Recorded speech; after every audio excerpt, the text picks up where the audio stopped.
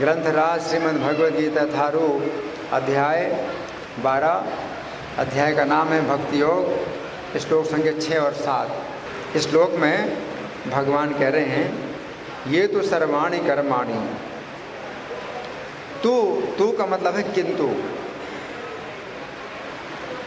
यहाँ पर भगवान प्रारंभ में तू शब्द का प्रयोग कर रहे हैं। तू का मतलब किंतु।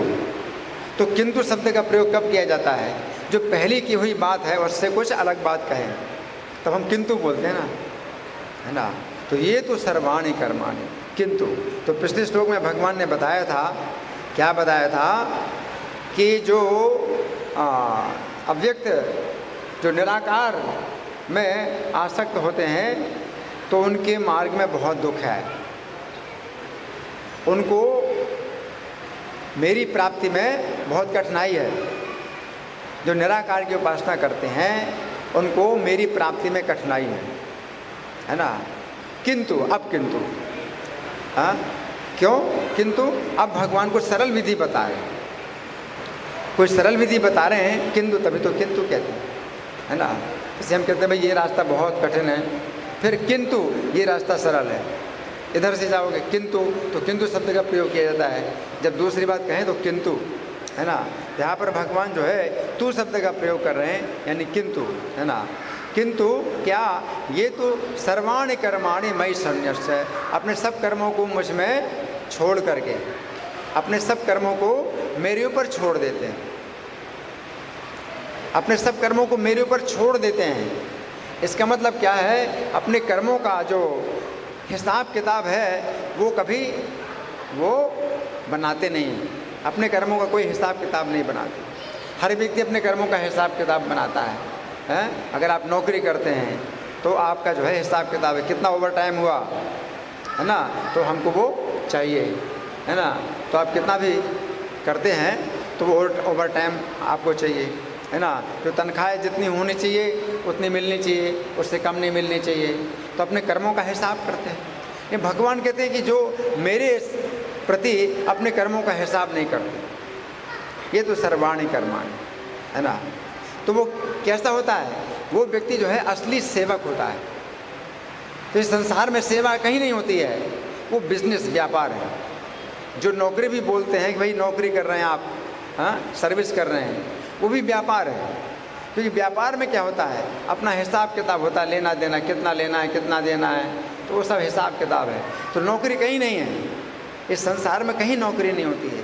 इन कृष्ण के साथ अगर हम व्यापार ना करें, नौकरी करें, तो नौकर जो होता है तो वो अपने सेवा का कोई हिसाब नहीं बताता कि मैंने इतनी सेवा की, इसका मुझे इतना पेमेंट मिलना चाहिए। तो कृष्ण के साथ जो है हम व्यापार ना करें, हम कृष्ण की सेवा करें। ये तो सर्वाणि कर्माणि मयि सन्न्यस्य।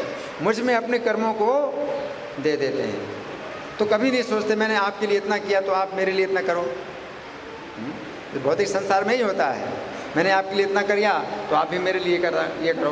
तो ये सब जो है अपना हिसाब किताब चलता है हर जगह है। इन कृष्ण कहते हैं जो मेरे साथ हिसाब किताब नहीं करते हैं, अपने सब कर्मों को मुझ में छोड़ देते हैं, कि मैंने जो कुछ भी किया आपके लिए वो हिसाब आपके पास ही है, आप ही रखो। आपको जो कुछ देना है या नहीं देना है वो आपके ऊपर है, मैं तो आपकी सेवा कर रहा हूँ। ये तो सर्वाणि कर्माणि मयि सन्न्यस्य मत्पराः। और मेरे परायण, मेरे आश्रित रहते हैं। क्या? मैं आपकी सेवा करूँगा और आप मेरी रक्षा करें। सेवक जो है क्या मांग करता है कि आप मेरा पालन करो। जो मेरी जीवित रहने के लिए जीविका है वो आप करो और मैं आपकी सेवा करूं, और कोई हिसाब किताब नहीं। नौकरी में ये नहीं होता है कि भाई मेरी जीविका है उतना करो, बाकी जो है कुछ मुझे नहीं लेना, ऐसा नहीं होता है। नौकरी में क्या होता है कि मेरी जितनी तनख्वाह है उतनी मिलनी चाहिए, ज़्यादा मिल जाए तो अच्छा है लेकिन कम नहीं मिलना चाहिए। ये सब जो है इस भौतिक संसार में। कृष्ण कहते हैं मेरे साथ ऐसा नहीं चलेगा। मेरे साथ क्या होगा कि आप सब कर्म मेरे लिए करो और मेरे परायण हो जाओ, मैं रक्षा करूँगा। मेरे ऊपर अपना भार डाल दो अपने जीवन का, कि जीवन जो है मेरे आश्रित, अपना जीवन मेरे आश्रित कर दो। मई मत परा अनन्य नैव योग माम ध्यान उपासते, अनन्य योग से मेरा चिंतन करें, अनन्य योग से चिंतन करें कि कृष्ण के अलावा और कोई मेरा रक्षक नहीं है ना।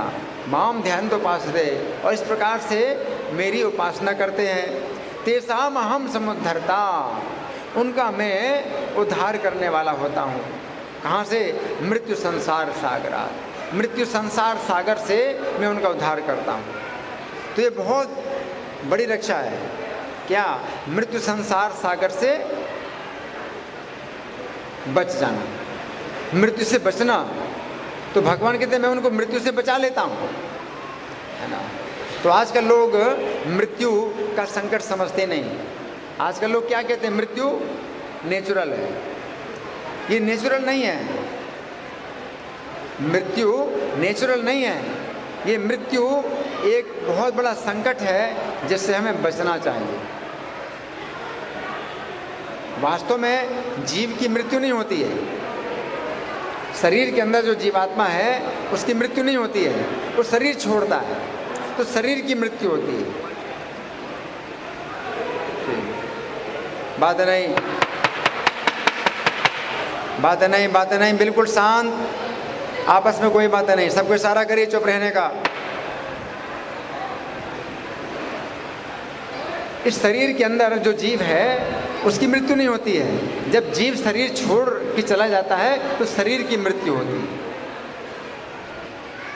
और जीव का जन्म भी नहीं होता है। जीव जब शरीर के अंदर आता है तो शरीर का जन्म होता है।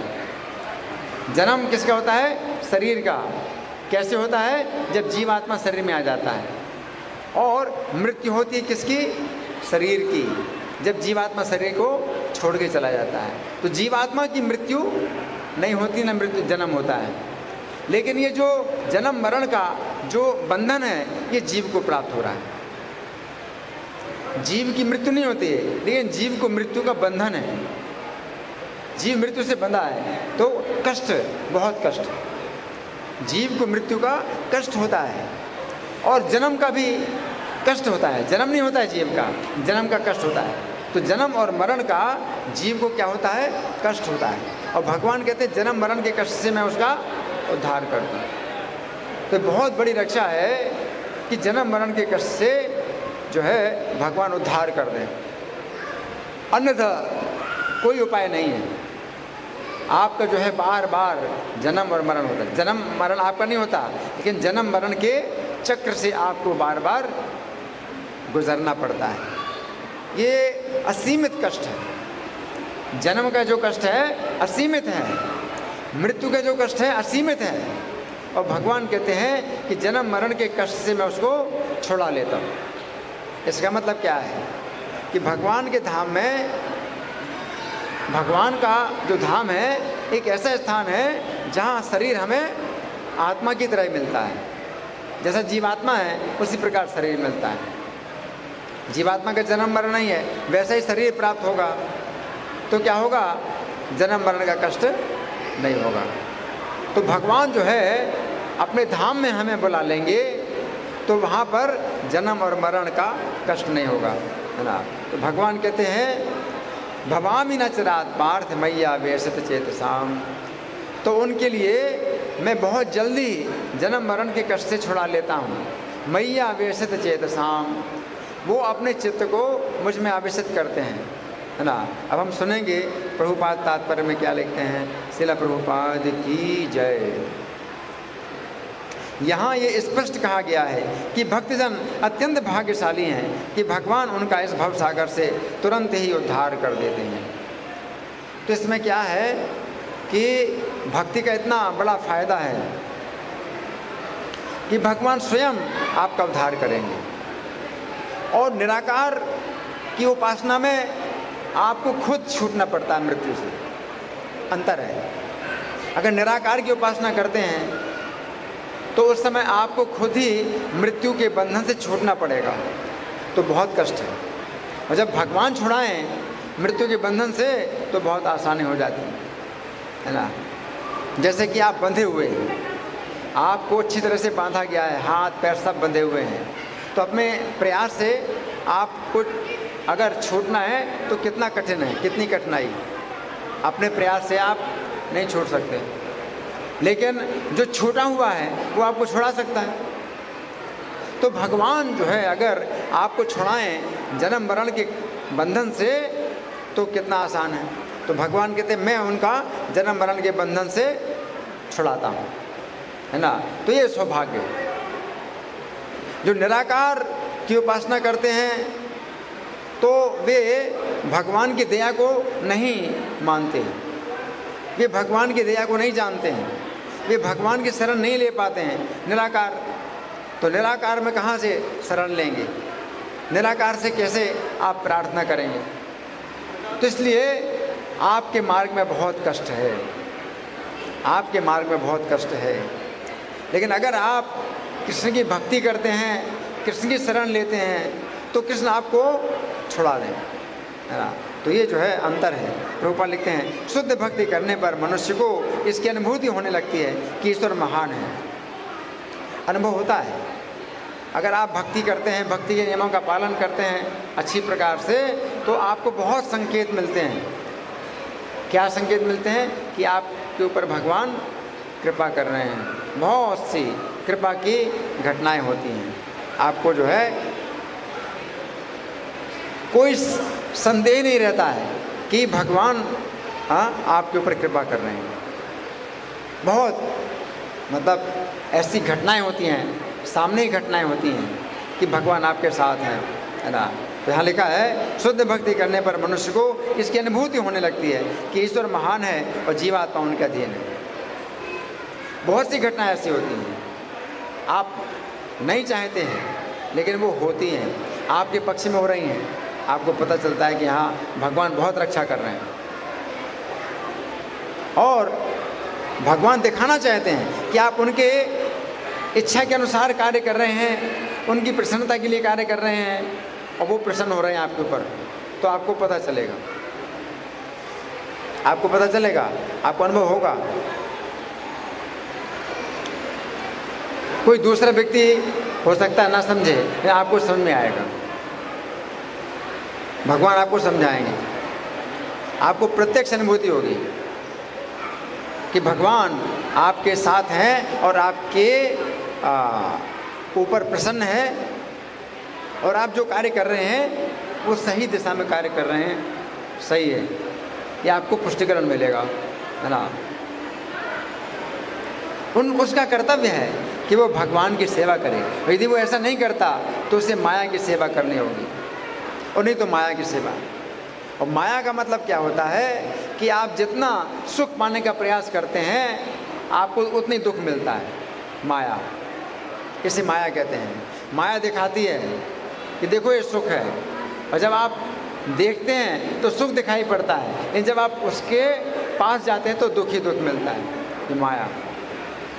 तो या तो ईश्वर की सेवा करो या माया की सेवा करो। अगर आप ईश्वर को प्रसन्न करते हैं तो आपको बिना बुलाए आपको सुख मिलता है। आपके लिए बहुत संकेत मिलते हैं ऐसे कि भगवान आपके ऊपर कृपा कर रहे हैं, आपकी रक्षा कर रहे हैं। और नहीं तो माया आपको सुख दिखाती है और देती दुख, है ना। आगे प्रभुपाद लिखते हैं जैसा पहले कहा जा चुका है कि केवल भक्ति से परमेश्वर को जाना जा सकता है। अतः मनुष्य को चाहिए कि वो पूर्ण रूप से भक्त बने।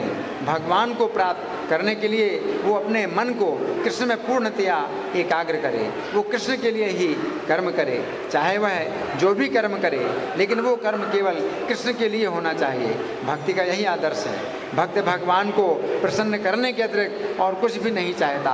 उसके जीवन का उद्देश्य कृष्ण को प्रसन्न करना होता है, और कृष्ण की तुष्टि के लिए वो सब कुछ उत्सर्ग कर सकता है, जिस प्रकार अर्जुन ने कुरुक्षेत्र के युद्ध में किया था। ये विधि अत्यंत सरल है। मनुष्य अपने कार्य में लगा रहकर हरे कृष्ण महामंत्र का कीर्तन कर सकता है। अब देखिए बड़ा अच्छा ये प्रभुपाद समझा रहे हैं कि भगवान कहते हैं कि मेरे लिए जो कर्म करता है, मेरे ऊपर सब कर्मों को छोड़ देता है ना। तो अर्जुन को तो भगवान ने कहा तुम युद्ध करो, अर्जुन ने युद्ध किया, तो वो तो कृष्ण के लिए कर्म हो गया। अब हमारे लिए क्या कर्म है, आपके लिए क्या कर्म है, कृष्ण क्या चाहते हैं? तो प्रभुपाद कहते हैं हरे कृष्ण मंत्र का आप जाप करते हैं, अगर हरे कृष्ण मंत्र का कीर्तन करते हैं तो ये वो कार्य है जो कृष्ण की प्रसन्नता के लिए है ना। ये विधि अत्यंत सरल है। मनुष्य अपने कार्य में लगा रहकर हरे कृष्ण महामंत्र का कीर्तन कर सकता है। आप जो भी काम करते हैं तो उसको भी मना नहीं कर रहे हैं। शुरुआत कहाँ से होती है? आप जो कुछ भी कर रहे हैं हरे कृष्ण मंत्र का कीर्तन करें। और कितना आसान है, हरे कृष्णा कृष्णा कृष्णा हरे हरे, हरे राम राम राम हरे। 16 नाम, 16 नाम कितने सरल हैं। 5 साल का बच्चा भी बोल सकता है 16 नाम, कितना आसान है। आपको क्या करना है? मुंह से बोलना है हरे कृष्णा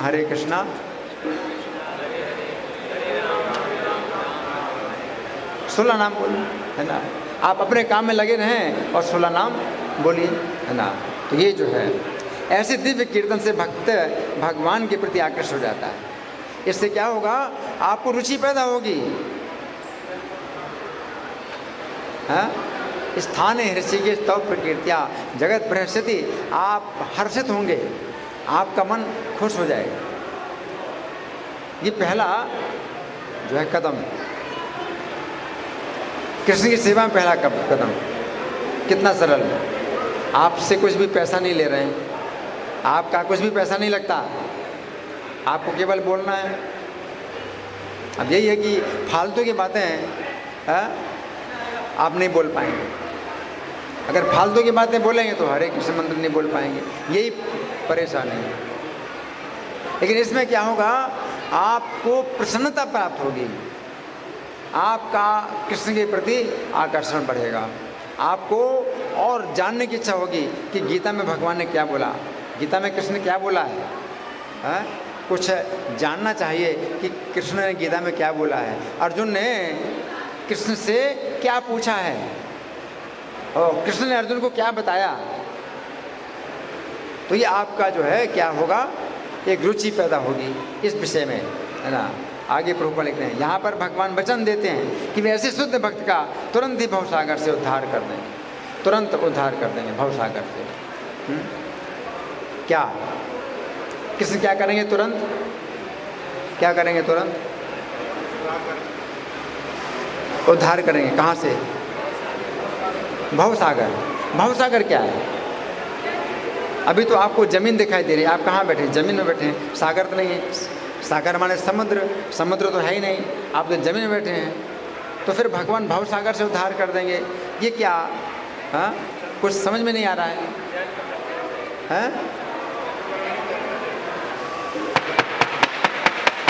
बात नहीं, बिल्कुल शांत। बात नहीं, बिल्कुल शांत रहें। जो दर्शन कर रहे हैं वो बिल्कुल शांत रहें, बातें ना करें, बिल्कुल शांत।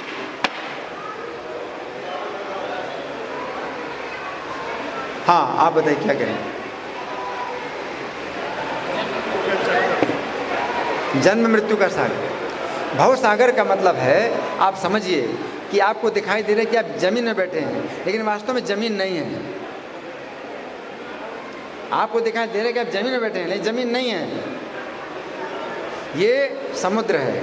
समुद्र में क्या होता है? कोई भी चीज़ तैर रही है, लेकिन वो एक स्थान में नहीं रहती, कभी आगे आती, कभी पीछे जाती, कभी नीचे, कभी ऊपर, होता है ना समुद्र।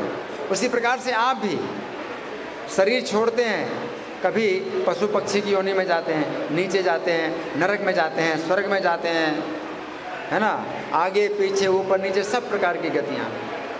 आप एक स्थान में नहीं रहते, इसका मतलब जमीन नहीं है, समुद्र है।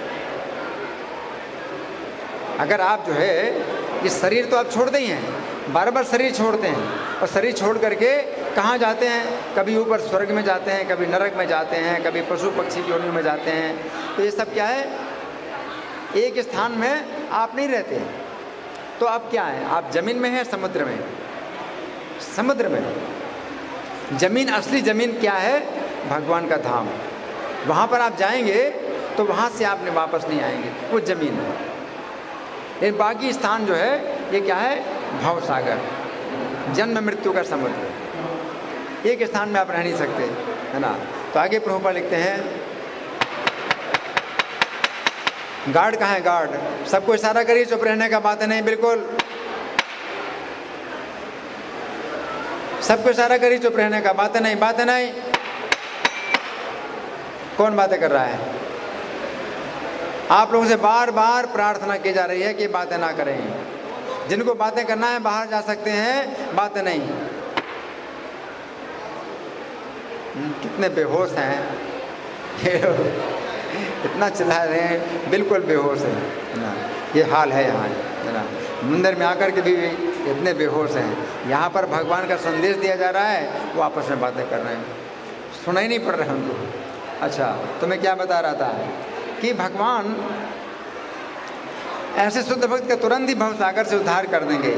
जो योगाभ्यास में बढ़े चढ़े हैं वे योग द्वारा अपनी आत्मा को इच्छानुसार किसी भी लोक में ले जा सकते हैं, और अन्य लोग इस अवसर को विभिन्न प्रकार से उपयोग में लाते हैं। लेकिन जहाँ तक भक्त का संबंध है, उसके लिए यहाँ ये स्पष्ट कहा गया है कि स्वयं भगवान ही उसे ले जाते हैं। तो बड़े बड़े योगी होते हैं तो वो क्या करते हैं? योग विधि के द्वारा किसी भी लोक में जा सकते हैं, अपनी इच्छा के अनुसार किसी भी लोक में जा सकते हैं, लेकिन भगवान के धाम में नहीं जा सकते। इसी भौतिक सृष्टि में ही आप कहीं जा सकते हैं योग शक्ति के द्वारा, लेकिन भगवान के धाम में नहीं जा सकते। लेकिन भगवान क्या करते हैं? आपको अपने धाम में ले जाते हैं। तो ये सौभाग्य है जो भक्तों को प्राप्त होता है। भक्त को वैकुंठ में जाने के पूर्व अनुभवी बनने के लिए प्रतीक्षा नहीं करनी पड़ती। हाँ, अब वैकुंठ में आपको जाना है तो आपको कुछ ट्रेनिंग होना चाहिए, ट्रेनिंग मिलना चाहिए, तो इसकी आवश्यकता नहीं तो प्रश्न उठता है कि भाई वैकुंठ में हम जाएं तो हम कैसे रहेंगे वहाँ, हमें पहले ट्रेनिंग मिलना चाहिए। तो प्रभुपाद कहते हैं कि उसकी कोई आवश्यकता नहीं है। वराह पुराण में एक श्लोक आया है, नयामि परमम स्थानम अर्चिरादि गतिम बिना गरुड़ स्कंधमारोप्य यथेच्छम अनिवार्यतः। तात्पर्य ये है कि वैकुंठ लोक में आत्मा को ले जाने के लिए भक्त को अष्टांग योग साधने की आवश्यकता नहीं है। इसका भार भगवान स्वयं अपने ऊपर लेते हैं। वे यहाँ पर स्पष्ट कह रहे हैं कि वे स्वयं ही उद्धारक बनते हैं। बालक अपने माता पिता द्वारा अपने आप रक्षित होता रहता है, जिससे उसकी स्थिति सुरक्षित रहती है। इसी प्रकार भक्त को योगाभ्यास द्वारा अन्य लोकों में जाने के लिए प्रयत्न करने की आवश्यकता नहीं होती। अपितु भगवान अपने अनुग्रहवश स्वयं ही अपने पक्षी वाहन गरुड़ पर सवार होकर तुरंत आते हैं और भक्त को भवसागर से उबार लेते हैं। भगवान क्या कह रहे हैं? गरुड़ स्कंधम आरोप्य है, गरुड़ के कंधे में उसको बैठा लेता हूँ। आप सोचिए, आप समुद्र में डूब रहे हैं और भगवान गरुड़ पर बैठ कर के आते हैं। जो गरुड़ है वो उसकी गति हर जगह है, वो समुद्र के ऊपर भी भगवान गरुड़ में बैठ कर के आते हैं और क्या करते हैं? हाथ पकड़ करके गरुड़ में बैठा करके वैकुंठ में ले जाते हैं। जो प्लेन है वो ऐसा नहीं कर सकता। कोई समुद्र में डूब रहा है, एयरप्लेन उसको पानी से नहीं निकाल सकता। अगर एयरप्लेन आएगा पानी से निकालने के लिए, वो भी पानी में चला जाएगा। तो समुद्र से निकालने का कोई उपाय नहीं। लेकिन भगवान अगर गरुड़ के में बैठ करके आएंगे तो आपका हाथ पकड़ करके गरुड़ के ऊपर बैठा लेंगे और ले जाएंगे, है ना। तो ये जो है भगवान के पास ये तरीका है। कोई कितना ही कुशल तैराक क्यों ना हो और कितना ही प्रयत्न क्यों ना करे, किंतु समुद्र में गिर जाने पर वो अपने को नहीं बचा सकता। किंतु यदि कोई आकर उसे जल से बाहर निकाल ले तो आसानी से बच जाता है। इसी प्रकार भगवान भक्त को इस भव सागर से निकाल लेते हैं। मनुष्य को केवल कृष्ण भावनामृत की सुगम विधि का अभ्यास करना होता है और अपने आप को अनन्य भक्ति में प्रवृत्त करना होता है। किसी भी बुद्धिमान व्यक्ति को चाहिए कि वो अन्य समस्त मार्गों की अपेक्षा भक्ति योग को चुने। नारायणी में इसकी पुष्टि इस प्रकार हुई है, यावै साधन संपत्ति पुरुषार्थ है चतुष्टये तया विना तदाप्नोति नरो नारायणाश्रयः। इस श्लोक का भावार्थ यह है कि मनुष्य को चाहिए कि वो ना तो सकाम कर्म की विभिन्न विधियों में उलझे, ना ही कोरे चिंतन से ज्ञान का अनुशीलन करे। जो परम भगवान की भक्ति में लीन है वो उन समस्त लक्ष्यों को प्राप्त करता है जो अन्य योग विधियों, चिंतन, अनुष्ठानों, यज्ञों, दान पुण्यों आदि से प्राप्त होने वाले हैं। भक्ति का यही विशेष वरदान है। केवल कृष्ण के पवित्र नाम हरे कृष्णा कृष्णा कृष्णा हरे हरे, हरे राम राम राम हरे हरे का कीर्तन करने से ही भक्त सरलता तथा सुखपूर्वक परम धाम को पहुंच सकता है। कितनी सरल विधि है, आपको कोई परिश्रम नहीं करना है। वैकुंठ जाने के लिए आपको कोई बड़ा विमान बनाने की ज़रूरत नहीं है कि कोई एयरक्राफ्ट बनाएं, भाई कैसे वैकुंठ जाएं, इसकी कोई ज़रूरत नहीं है। आप बैठे आप हरे कृष्ण मंत्र का कीर्तन करते हैं, चलते चलते भी आप बोलते हैं, सोते सोते बैठते, उठते उठते बैठते, चलते फिरते, सोते जागते आप हरे कृष्ण का अगर आप जप करते हैं तो क्या होता है, सरलता और सुखपूर्वक परम धाम को पहुंच सकते हैं। सरलता पूर्वक और सुखपूर्वक परम धाम को पहुंच सकते हैं। लेकिन इस धाम को अन्य किसी धार्मिक विधि द्वारा प्राप्त नहीं किया जा सकता, और कोई विधि नहीं। हरे नाम हरे नामेव केवलम कलो नास्त्यव गतिरन्यथा। हरिनाम ही केवल हरिनाम ही गति है, अन्यथा गति नहीं है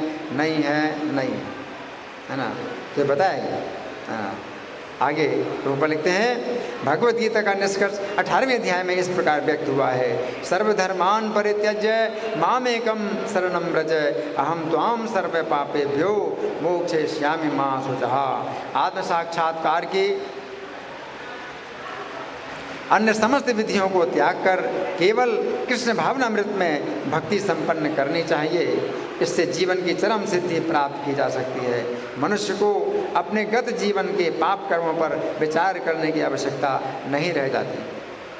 अब आप जो है अगर आप कहें कि नहीं मैं तो बहुत पापी हूँ, है ना, लोग कहते हैं ना भाई हम तो बहुत पापी हैं, हम तो जो है भगवान की भक्ति नहीं कर सकते, हम तो बहुत पापी हैं, तो ये कोई कारण नहीं होता है। ये कोई कारण नहीं है कि आप कहें कि मैं तो बहुत पापी हूँ इसलिए भक्ति नहीं कर सकता, ये कोई कारण नहीं है। प्रभुपाद लिखते हैं क्योंकि इसका उत्तरदायित्व तो भगवान अपने ऊपर ले लेते हैं। आपके पापों को सब भगवान अपने ऊपर ले लेते हैं। अतएव मनुष्य को व्यर्थ ही आध्यात्मिक अनुभूति में अपने उद्धार का प्रयत्न नहीं करना चाहिए। प्रत्येक व्यक्ति को चाहिए कि वो परम शक्तिमान ईश्वर कृष्ण की शरण ग्रहण करे, यही जीवन की सर्वोच्च सिद्धि है। तो ये जो है बहुत बड़ा रहस्य है, बहुत बड़ा रहस्य है, जिसमें सबसे सरल विधि के द्वारा सबसे बड़ा काम आप कर सकते हैं। सबसे बड़ा काम है जन्म मरण से छूटना, और सबसे सरल विधि क्या है, हरे कृष्ण ही बोलना है ना। लोग कहते हैं कि भाई हरे कृष्ण बोलने से क्या होगा, कुछ करो। हरे कृष्ण से कुछ नहीं होता, लेकिन हरे कृष्ण से ही सब कुछ होता है। आप केवल हरे कृष्ण बोलते हैं और सब कुछ अपने आप होता है ना। तो हम सुनेंगे इस पुस्तक में जो चर्चा हुई है, श्री भगवान ने कहा,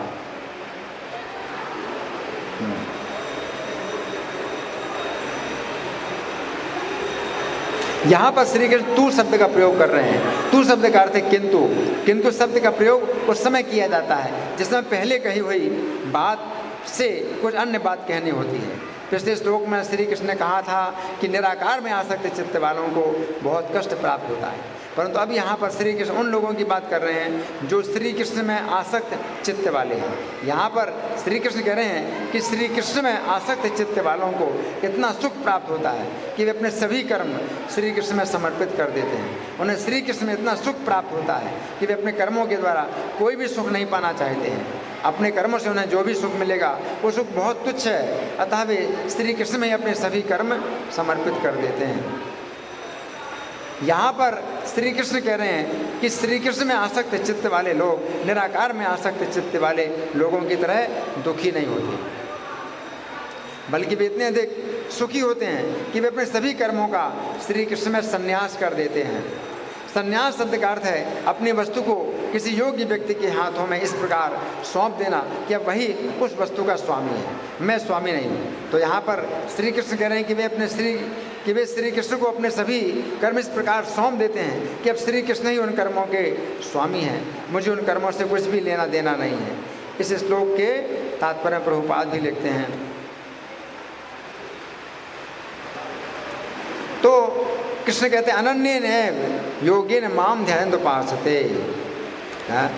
यहाँ पर श्री कृष्ण कह रहे हैं कि ये भक्त श्री कृष्ण के प्रति अनन्य भाव से आश्रित रहते हैं। जो निराकारवादी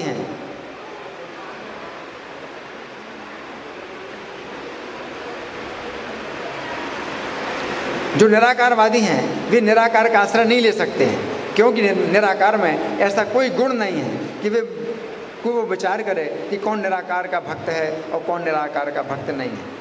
परंतु श्री कृष्ण ऐसे नहीं हैं, वे इस बात पर पूरा बहुत संवेदनशील रहते हैं कि कौन व्यक्ति उनका अनन्य आश्रय ले रहा है।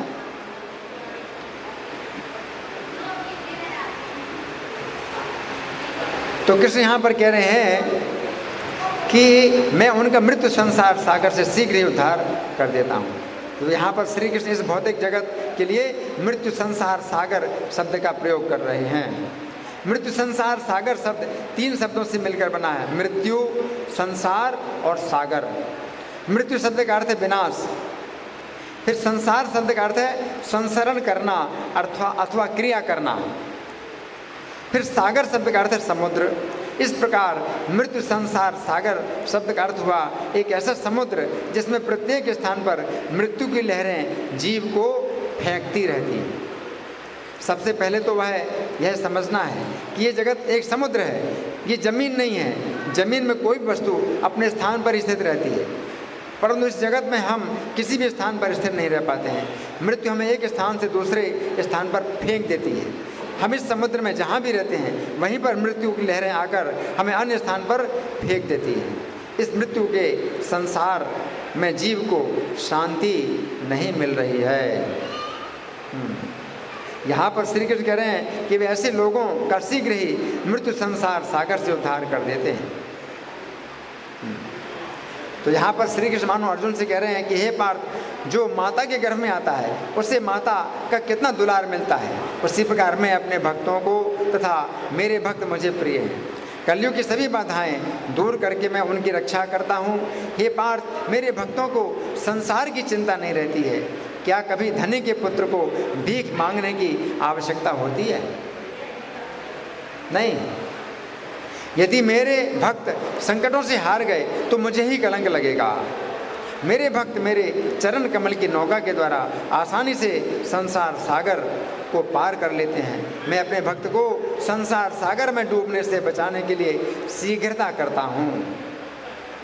यहाँ पर श्री कृष्ण कह रहे हैं कि वे अपने भक्तों का शीघ्र ही संसार सागर से उद्धार करते हैं। भागवत के 8वें स्कंद के अंतर्गत अध्याय संख्या 4 में वर्णन आता है कि जिस समय गजराज के ऊपर संकट आया कि उसके पैर को सरोवर के अंदर मगरमच्छ ने पकड़ लिया, तथा जिस समय गजराज ने श्री कृष्ण को अनन्य भाव से पुकारा था, उस समय श्री कृष्ण गरुड़ के ऊपर बैठकर आए। उन्होंने उसकी मगरमच्छ से रक्षा की, फिर उस गजराज को अपने जैसा चतुर्भुज शरीर प्रदान किया और उसे गरुड़ की पीठ पर बैठाकर अपने वैकुंठ धाम में ले गए। भागवत 8:4-13 के तात्पर्य में प्रभुपाद लिखते हैं, भक्त के लिए मुक्ति का अर्थ है भगवान के पार्षद का पद प्राप्त करना। निर्विशेषवादी ब्रह्म ज्योति में लीन होने की मुक्ति से ही संतुष्ट रहते हैं, किंतु भक्त के लिए मुक्ति का अर्थ भगवान के तेज में लीन होना नहीं, अपितु वैकुंठ लोक में जाकर भगवान का पार्षद बनना है। जो भक्त भगवान की अनन्य भक्ति करता है उसे वैकुंठ लोक जाने का उसी तरह अधिकार प्राप्त होता है जिस प्रकार पुत्र को अपने पिता की संपत्ति का उत्तराधिकार प्राप्त होता है। इस प्रकार से काफ़ी चर्चा है। तो अभी हमारे पास कुछ समय है, आप लोगों की ओर से कोई प्रश्न है या कोई चर्चा?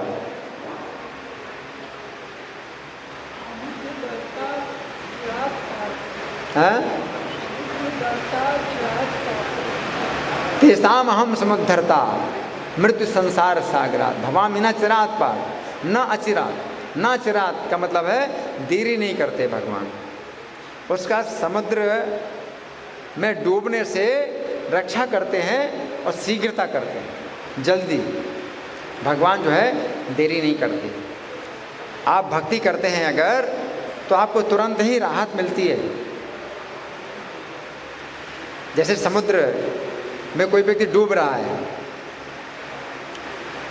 तो उसे कितना संकट है, उसी समय कोई नौका मिल जाए और नौका के ऊपर बैठ जाए, तो हालांकि अभी समुद्र को पार नहीं किया है, लेकिन नौका में बैठने से उसकी कितनी राहत मिलती है, कितनी राहत मिलती है।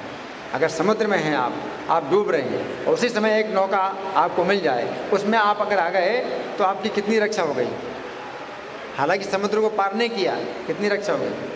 इसलिए भक्ति के द्वारा प्रत्यक्ष आपको अनुभूति होती है। हाँ जी,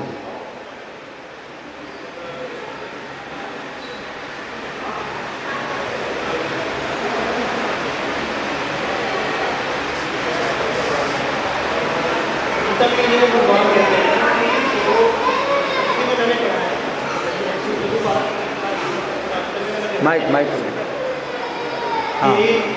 जो शुद्ध भक्त होते हैं हाँ, वो मुक्ति नहीं चाहते, वो चाहते हैं कि बार बार जन्म हो और बार बार जन्म लें और बार बार भगवान की भक्ति करने का उनको मौका मिले। लेकिन भगवान यहाँ पे कह रहे हैं कि जो मेरी मतलब भगवान उस चीज़ को श्रेष्ठ नहीं मानते। सुनिए, जो शुद्ध भक्त होते हैं वो ऐसा नहीं है कि वो मुक्ति नहीं चाहते। जो शुद्ध भक्त होते हैं वो पहले से ही मुक्त हैं, वो जीवन मुक्त शौचते, वो जीवन में ही मुक्त हैं, उनको मृत्यु का कोई कष्ट नहीं होता जो भक्त हैं।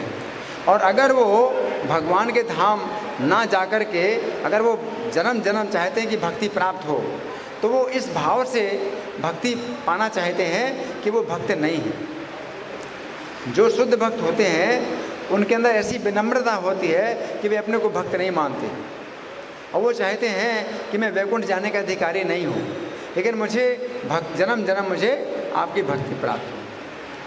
चैतन्य महाप्रभु ने शिक्षाष्टकम में जो श्लोक कहा है तो स्वयं कृष्ण है, लेकिन वो हमें शिक्षा देने हमें कैसी प्रार्थना करनी चाहिए। न धनम न जनम न सुंदरी कविताम वा जगदीशिताम। ये भौतिक संसार में जन्म यानी बहुत अनुयायी मिल जाए, प्रशंसा मिले, तो वो नहीं चाहिए।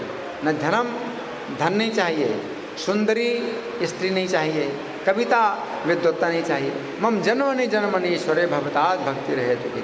आपके वैकुंठ धाम जाने का मैं अधिकारी नहीं हूँ, तो जन्म जन्म मुझे आपकी भक्ति चाहिए। तो जो भक्त होते हैं वो अपने को भगवान का भक्त नहीं समझते और अपने को भगवान की सेवा में भी अधिकार नहीं मानते। इसलिए क्या कहते हैं, अपने दास के दास के दास का दास बनाइए। तो भगवान उनको अपनी सेवा में लगाएं, वो अलग बात है। लेकिन आप के अंदर ये विचार नहीं होना चाहिए कि मैं सीधे भगवान की सेवा करूंगा, बीच में मुझे कोई नहीं चाहिए। नहीं, हम भक्तों के भक्त बन कर के रहें तो भगवान की प्रसन्नता हो। भगवान जो है आपके अभिमान से नफरत करते हैं। अगर आपको अभिमान हो गया कि मैं बड़ा भक्त हूँ, तो भगवान फिर आपको भक्त नहीं मानेंगे। ये में भक्त तना पाठ है मते में भक्त तना मता मत भक्ता नाम से भक्ता ते में भक्त तमा मता। जो मेरे भक्त हैं वो मेरे भक्त नहीं। तो आप अपने को कृष्ण का भक्त मानते हैं और कृष्ण आपको अपना भक्त नहीं मानते, तो क्या फ़ायदा। मग भक्ता नाम चाहिए भक्ता, मेरे भक्तों के जो भक्त हैं वो मेरे सबसे बड़े भक्त हैं। तो इसलिए हमें विनम्रता, कृष्ण हमारी विनम्रता देखना चाहते हैं। इनको माइक दीजिए।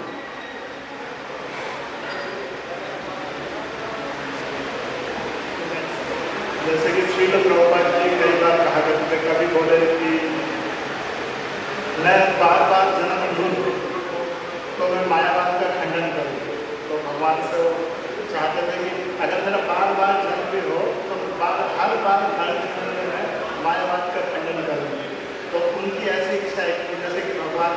स्पष्ट रूप से कह रहे हैं, मई सर्वाणी कर्माणि मई संन्यस्त मत्परा, कि जो मेरी सेवा में तत्पर हैं और मुझे समर्पित है, उनका जन्म से मैं शीघ्र ही उद्धार करने वाला हूँ। तो कुछ लोग हैं जो मायावादी खंडन भगवान यहाँ पे भी कर रहे, इससे पहले भी श्लोक में बताया कलेश्वर तरसते शाम कि जो मायावादियों का पथ है निराकारवादियों का, तो बहुत ही जो देहधारियों के लिए कष्टप्रद है। तो चूँकि हम उसमें फंसते हैं ऐसे पथ में, तो ऐसे शुद्ध भक्त जो है भगवान से चाहते हैं कि मेरा बार बार जन्म हो, तो भी मैं ऐसे मायावादी लोगों का खंडन करूँ, क्योंकि भगवान ने पे स्पष्ट कह रहे हैं सीधा सीधा। यहाँ ये भी दूसरी बात ये भी है, दोनों बातें हैं, एक ये भी पक्ष है, दूसरा पक्ष क्या है, मई सर्वाणी कर्माणि मई संन्यास, कि मुझ में छोड़ देते हैं सब कर्म। जैसे प्रभुपाद ने इतने मंदिर बनाए, अब उनका जो है जब शरीर छूट रहा था तो सब भगवान के ऊपर छोड़ दिए कि अब जो है अब आप देखें अब और आपके मैं शरण में हूँ, तो सब कुछ भगवान के ऊपर फिर छोड़ देते हैं। तो भगवान जो है सबके हृदय में स्थित हैं और भगवान हृदय से भी उनको जो है ज्ञान दे सकते हैं भक्तों को। तो भगवान के पास सब शक्तियाँ हैं, तो ऐसी भी आवश्यकता नहीं है कि आपके प्रचार से ही लोग भक्त बन रहे हैं। भगवान अगर चाहेंगे तो आपके प्रचार के बिना भी लोग भक्त बनेंगे, तो आपको भी प्रचार करने की शक्ति भगवान दे रहे हैं। तो ये भगवान के पास सब शक्तियाँ हैं। तो ये भी नहीं आपको सोचना है कि नहीं मेरे प्रचार से ही लोग भक्त बन रहे हैं, ऐसा भी नहीं है ना। तो हम सेवा मांगते हैं भगवान की, आप जो है जहाँ भी रखें मैं आपका दास बनूँ, मुझे अपनी सेवा में लगाओ। ये हरे कृष्ण मंत्र का जो चाप है ये है सेवा में लगाना। लेकिन हाँ, अगर आप भगवान कहते मेरे भक्तों को जो संदेश देगा वो मेरा सबसे अधिक प्रिय होगा। तो जो आप जिनको आप देखते हैं कि हाँ ये सुन रहे हैं, भगवद गीता सुन रहे हैं, आप उनको उपदेश दो, आप उनको गीता की पुस्तक दो, तो इससे भगवान की बहुत प्रिय सेवा होगी। भगवान इससे बढ़कर के और किसी को प्यारा अपना नहीं मानते हैं जो भगवान का संदेश अन्य लोगों को देता है ना। तो दोनों बातें हैं, हमें भगवान से सेवा मांगना चाहिए। तो मुझे सेवा के रूप में अपने सेवक कीजिए, मुझे आप सेवा दीजिए। तो इस तरह से हमें भगवान से सेवा भी मांगनी है। लेकिन साथ साथ ये भी है, जारे देखा तारे कहो कृष्ण उपदेश, जिसको आप देखते हो उसको कृष्ण का उपदेश करो। तो ज़्यादा आप नहीं जानते तो केवल हरे कृष्ण मंत्र सुनाइए। प्रभुपाद जब रूस में गए तो एक व्यक्ति को अपना शिष्य बनाया था और उसको नाम दिया अनंत शांति दास। एक व्यक्ति को शिष्य बनाया था और फिर प्रभुपाद रूस में कभी नहीं गए। और रूस में भी जो है कितना आंदोलन फैल गया एक व्यक्ति लेकर। अब वो अनंत शांति दास जो है क्या करते थे, रशिया में, रूस में तो जो है सब ऐसे ही हैं, कोई भगवान को नहीं मानता। तो वो खड़े हो जाते थे और किसी व्यक्ति को जो है बोलते थे आपके पास मंत्र है, हमेशा पूछते आपके पास कोई मंत्र है। तो वो लोग मंत्र जानते नहीं हमारे पास कोई मंत्र नहीं, मेरे पास मंत्र है, मैं आपको मंत्र दे रहा हूँ, हरे कृष्णा हरे, ये 16 नाम बताते, ठीक है ये मंत्र जाप करो। ऐसे बस हर व्यक्ति को ऐसे बोलते थे आपके पास कोई मंत्र है। वहाँ रूस में किसके पास मंत्र होता है? नहीं। तो मैं आपको मंत्र दे रहा हूँ, आप इसका मंत्र का जाप करो बस। इसी तरह से जो है पूरी रूस में जो है आंदोलन, और अभी कितने भक्त हैं, कितने सेंटर हैं रूस में और कितनी भक्ति हो रही है ना। तो ये तो जैसी स्थिति हो आप हरे कृष्ण का जाप करो, भगवान आपको और सेवा देंगे। आप हरे कृष्ण तो बोलो, हरे कृष्ण आप खुद ही बोलिए, दूसरों को बुलवाइए, ठीक है। धन्यवाद। ग्रंथराज श्रीमद् भगवद गीता की जय, श्रील प्रभुपाद की जय, राधा पार्थ सारथी ललिता विशाखा गौर निताई, सीताराम लक्ष्मण हनुमान की जय।